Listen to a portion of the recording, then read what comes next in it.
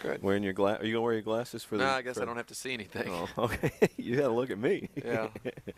I've always thought when people wear glasses, their IQ points skyrocketed, but you're smart enough without them. So. Well, everybody needs to take them when you're, wear them when you're taking the ACT and all that stuff. Yeah, so you do they better. can get more points. Listen, I always like talking to you about random subjects. Do you know with the players on your team how many wear contacts? I probably could count it up because I know how many times they've lost one and had to get it fixed, but it's pretty high. It's significant. Yeah. You don't see goggles very much. No, but we've got one that wears goggles. Yeah. Ashton wears goggles. Who's out this year and will play next year. And goggles can become cumbersome, I guess. I mean, you have to get used to wearing them. I'm working on her. I'm gonna convince her not to wear them next year, but because I think that she's. I just think that it's a crutch now. I really don't think she needs them. I think her contacts are fine, but I think she got poked in the eye one time and it became a rehab thing, and then it just became the way she did it. So. Did Heather Butler wear contacts? Yes, she did wear contacts. I remember her losing one she time. She did wear contacts. Yeah. Jasmine did not.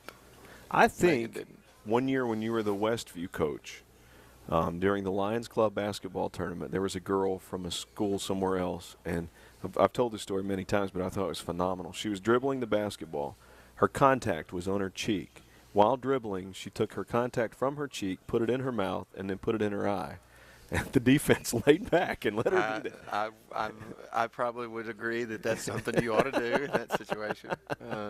I've seen some weird stuff with contacts. We've stopped a game and everybody got out and got on their knees and looked for it one time, and part of it. Most players, I guess, bring an extra set in case. I don't know. Probably not, to be honest with you. But maybe they do. I don't know. That's a Corey question. Our trainer, he's on top of all that, and I know he carries extra solution and all that kind of stuff. So. Have you ever had a player that was in such a slump you told him to go to an eye doctor? No. I have taken two players when I was at Millington. I took two sisters, to the eye doctor, and we got them contacts, and they were squinted like about their eyes shut when they were trying to shoot, and I said, well, I've had enough, and I knew an eye doctor, and he gave them an unbelievable deal basically to come and they both got contacts, and they still have them. So. Yeah, we've done that. I'm blind in one eye, and what that affects. Oh, really? Yeah, that affects depth perception, which also makes it very difficult to shoot. Why did you tell me that? Because now, when we went to play disc golf, and I actually was within 4 or 5 strokes of you, I felt really good. And now I find out that I just got destroyed by a one-eyed. Yeah, it's okay. Okay, well, all right. That was the first. But, I mean, it's if you don't have depth perception, it's tough to shoot because a lot of it is based on depth perception. Well, it's depth, and yesterday Matt was out shooting at our house in that wind, and he shot about 10 straight air balls because the ball couldn't get to the rim. So, depth perception. Yeah, and especially when you go to different arenas, the background is not there. That's one of the reasons people don't like shooting in our arena, because the depth is so bad compared to others, and that's why we like it. So for you as a shooter, it helps if you have a distinct backdrop where your eyes can kind of visually. Yeah, I guess teams act like they shoot better when there is a wall back there or something that you can see. And a lot of times when you go shoot in a small gym, you shoot it a lot better because there's not as much distraction, and you can focus in better. Does your team practice in the field house some, in the old field house? Yeah, we practice there as much as whenever we're not in the arena. Do you think it's easier to shoot in the field house or the arena, or is there no difference? I love the field house, and I've always loved the field house. But I didn't know why, but maybe you just explained it. I think that's probably a lot to do with it, yeah. Because those rims were kind. Yeah, they were. Coach, let's talk basketball. Got the win over Evansville just a few days ago, 84-74. Very similar to your other games this season, the Samford game, the Pepperdine game, the Cincinnati game, the Southern Illinois game. Except in the Evansville game, despite giving up what was a big lead, you held on to win the game. Well, we've talked about this, Chris, and these games are going to be eerily similar all year long because we're struggling to play, longer periods of time without making mistakes. And we've said it and said it and said it, and I don't know any other way to say it, but our lows need to be higher, and our highs need to stay where they are. And right now we'll just drop off and drop off the table. But I mean, when we play well, we can be really good. I mean, we know we've got more firepower than we've ever had. I mean, you look at that from the last game. You know, we scored 84 points. You got 4 kids in double figures. You got 3 more that are getting close, and you know, we have not had that luxury since I've been here, and we've got that right now. It's just a matter of kind of putting all those pieces together, and we're kind of a Dr. Jekyll, Mr. Hyde, and until we grow up and get some more experience, it's just going to stay that way. And I don't think there's any shortcut to it. You just got to keep playing and keep playing and keep playing. Is the inconsistency more on the defensive end, offensive end, or both? I think it's defense, offense. It's in huddles. It's special teams. It's in out of bounds plays. It's in warm ups. It's in. I mean, we're an equal opportunity. Inconsistent, distracted team, I guess you could say. Today we were doing a nothing little drill, and I mean, when we got tired in it, we did really good, and then when we got tired, balls started going everywhere. People started forgetting where they're supposed to be, and I stopped them and like, okay, what changed from 2 minutes ago when you did this drill? It was perfect, and now you do it a second time or a third time or whatever it was. And how do you forget which line to go to? You know, all it takes is one negative thing happens, and we turn one negative into about 5 negatives. And when you're, the better teams are going to everybody's going to have negatives in a game. I mean, I have not yet seen a game in college or in high school when there's basically even opponents, which is what most of the time you're going to see. I've never seen a team that didn't allow a pass in a game and didn't get scored on. And I mean, the negatives are going to happen. You just don't want them to string it together so that there's 100 negatives for you in a row. Right. And that's kind of where we go. We go real positive, and we're cruising right along, and then all of a sudden we give up a negative, and it turns into 5 negatives. And we've got to figure out a way to get out of that, and experience is the answer. Yeah. What stinks about that is that there's only one way to get experience, and that's to muddle through everything. I describe what you kind of said on the air when you go on that downward slope or trend, like a sweater unraveling. That a sweater could have a tear in it, but you don't want to just keep pulling it and watch it all fall apart. Right. And you see that in sports sometimes, not with your teams, but with every team. Well, we preach to them that the first time we do something, we want to do it right in execution. And what that's trying to train them to do is let's say something negative happens, well, we can come back and call a different defense or something new. Well, if we've got ingrained in them that the first time they do something, they execute it right, we can get out of that. Well, what happens to us right now is when somebody does something bad, then we call it, well, we got 3 doing one thing and 2 doing another, which that's a train wreck. Then we try to do it again, and then we fumble a pass, and then, next thing you know, it's 3 minutes later, and you've given up 14 straight points. And we've got to just figure out how to play through all that stuff. In the Evansville game, Jesse Ward stepped up late. Let's start about the start of the game. Let's talk about Tierra Caldwell, because we've not talked about this on the air very much. You thought early in the season, and you announced this prior to our first game, that she would probably redshirt. We were out-rebounded by Southern Illinois, lost that game. And did you know that night that she needed to be in the lineup?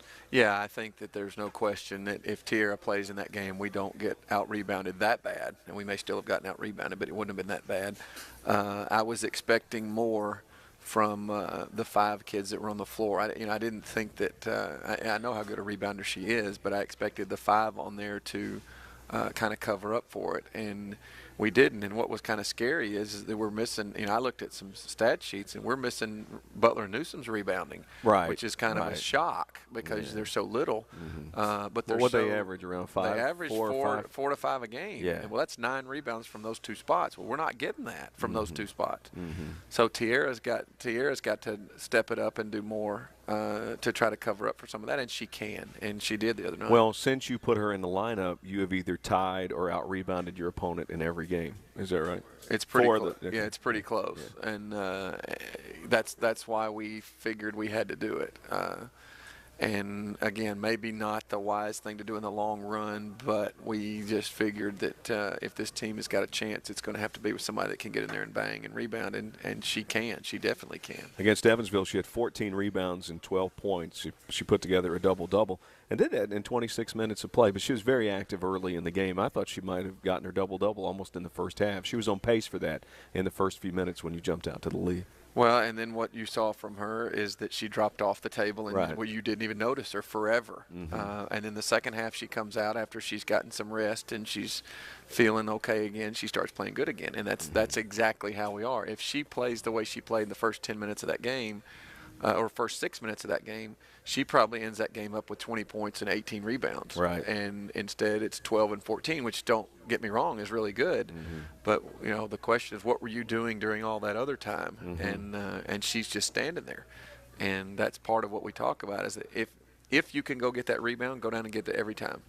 And we're not, again, that's one of the areas where we're not ready to do that yet. Jessie Ward had a big game, 9 of 16 from the field, 7 of 12 from three-point range. She scores 25 points and had 4 assists. And she had clutch baskets in the end. When you needed points, she got them. Well, I thought that was the difference, is we've been looking for somebody to make some baskets for us. And Jessie did down the stretch when we needed some shots. And I think she hit 3 in a row.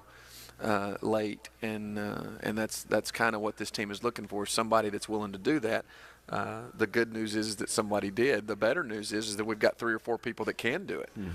Last year it was who was going to do it, Butler or Newsom. Right. And this year we've got a lot of different people that can do it, but the question is, are they going to do it? And so it was nice to see Jessie step in there and make some big shots for us. We had talked in the pregame about Katie struggling from the field. At least her numbers are lower than they were a year ago. She had some big shots for you also in the Evansville game. Katie ends up with 10 points and 6 assists and no turnovers, and that's how Katie plays. That's right. And you said on the pregame, and I thought this was interesting, she's still Katie. Her teammates just need to help her out a little bit. Well, you look at her stat line, and then look at our game. We scored 84 points, so that means there was other people out there doing things that they need to do to be successful, and so Katie does her thing. If that was 45 points, Katie wouldn't get 10. That's just, she's not built that way. But when you see Jessie get 25 and Asia get 15 and Tiara get 12, then Katie can step in there, because everybody else is garnering so much attention. Now Katie can quietly get in her 10 points or 12 points or whatever, and that's what we need everybody to do. As much balance as you've had on a team, I guess, since you've been the UT Martin coach, probably even more than that first year. The only difference is the first year the numbers were 15, 8, 6, 4, and we were excited to have somebody score 3. And this year the numbers are a lot higher, but I would think the balance is very similar to that year.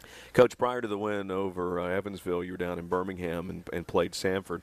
Another game in which you could have won. You fall in that one 79-75. Had a big lead and you just slipped away. Well, we were up 11 points with about 3 minutes to play, or 3 or 4 minutes to play in the first half, and playing really, really well. I mean, probably as good as we've played all season long. And then we had a bunch that got a little tired, and so we subbed some kids out, and we ended up giving up like a 12-0 or 15-2 run to end the half. And then they started off the second half and did basically the same thing. And I think I added it up after the game to talk to the girls about. For 34 minutes of that game, we outscored them like 68-47. So we're up 21 points over a 34-minute stretch. And then in a 6-minute stretch, we got outscored 32-7. Wow. So we're going to work hard and struggle and fight and claw for 34 minutes and get a 21-point lead. And then I tell you what, for 6 minutes here, we're just going to get destroyed. How many points did you give up in 6 minutes? 32. So what would that have been if they would have done that on that pace the entire game? You're the math guy. About 200. That's phenomenal. And we're capable of that. We are capable of that. But again, that shows you the good news about that is that there was a 34-minute stretch, not a 28-minute stretch or a 20-minute stretch. I mean, there is 34 minutes is getting close to putting a game together. The bad news is it wasn't 40, and like I told you, I mean, it's exactly what I told you. We're really, really good for 34 minutes. I mean, really good. And then when we drop, we just absolutely drop out of sight, and there is no in between for this team. We're either going to be really good or we're going to be really bad, and you cannot do that and expect to win ball games. But the good news is that if they figure that really bad part out, it's not that. I mean, you're talking about 6 minutes. Right. You can fix 6 minutes. Right. I would hate to be sitting here and go, well, in 6 minutes we outscored them by 15 points, and for 34 minutes we got outscored by 50. Right. You know, because you can't fix 34 minutes, but you can fix 6. And here's a great golf. I read this in Golf Digest, and I tried it in my golf game actually and improved my score. 33% of my shots for me were really good. 33% were average. 33% were terrible. When I made the 33% terrible shots average, I became a much better golfer. Because you're eliminating the awful and making it average, and then the real good is going to take you to where you need to go. Right. Which is kind of like if you take those minutes and you make them average instead of terrible, you're going to be all right. Well, then you want to keep stepping it up so that so that your average is actually really good. Right. But as you said, that's a process. That does not happen overnight. And you can't. There's no shortcut to it. And we're in the middle of it. And but I can see the kids learning. It's just we're sitting over there going, oh, come on, because what they can do. My favorite move is when you put your head in your hands. That's my favorite move. At which point does that happen? Because you've said that you don't have enough hair to pull out anymore. No, I mean it was funny the other night. We have one. We have 2 out of bounds plays on the side. 2, not 20. 2. And we have only one that happens if it's on the other end of the court. If it's on our end of the court, we have 1. And if it's on the other end of the court, we have 1. So really, honestly, we have 1 out of bounds play. It just depends where the ball is. So we called our 1 out of bounds play. So the ball happened to be right at half court. Okay. Well, they had no idea which one to do. I mean, I called 1.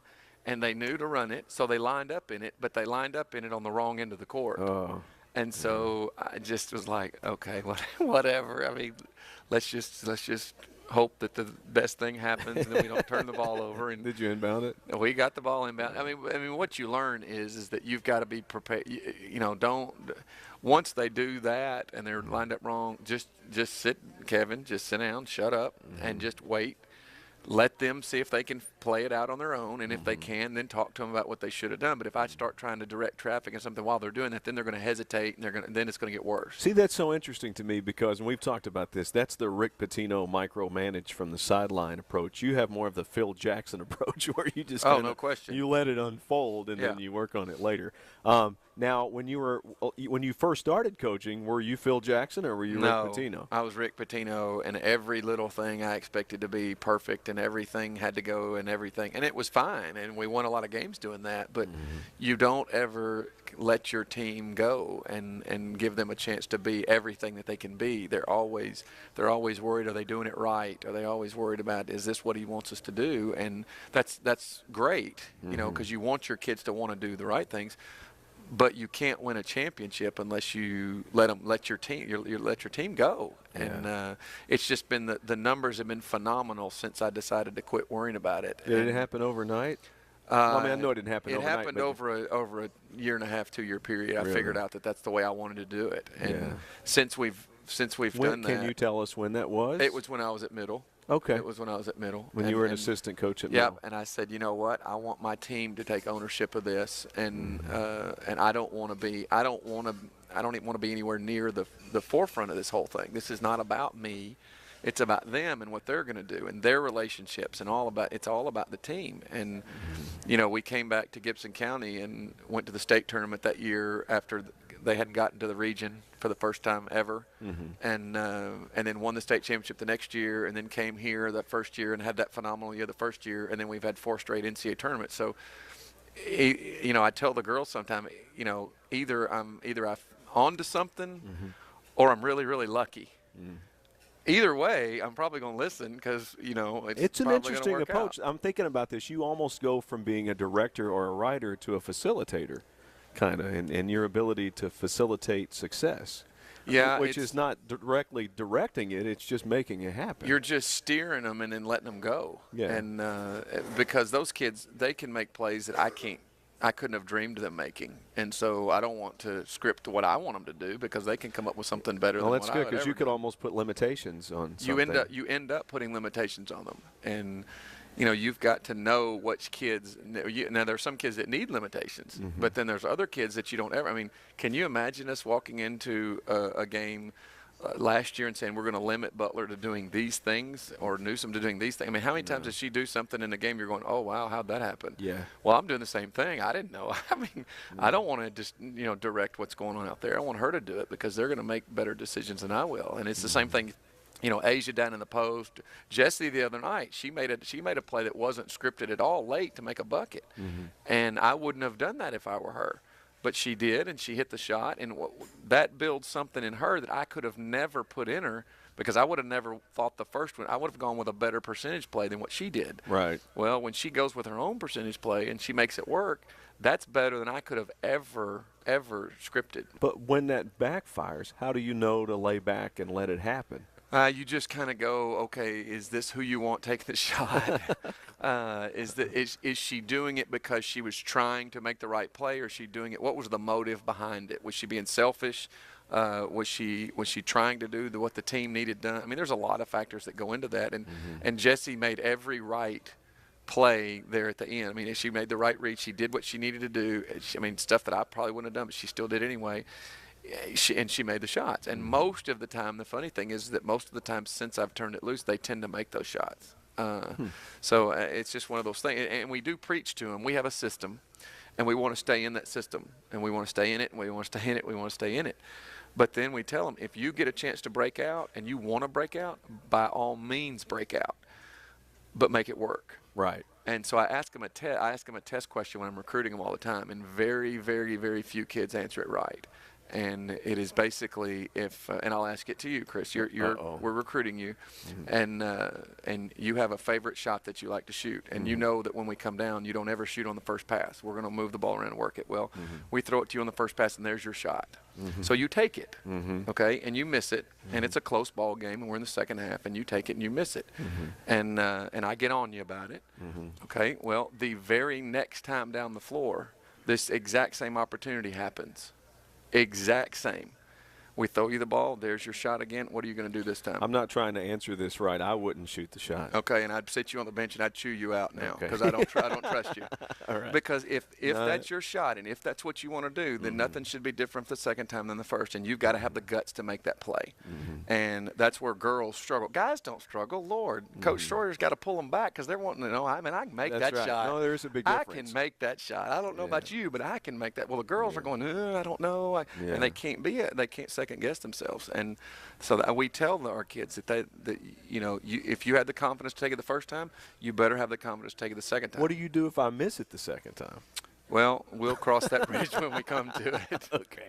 We'll come back. Skyhawk Talk continues from Snappy Tomato Pizza on the UT Martin Skyhawk Sports Network.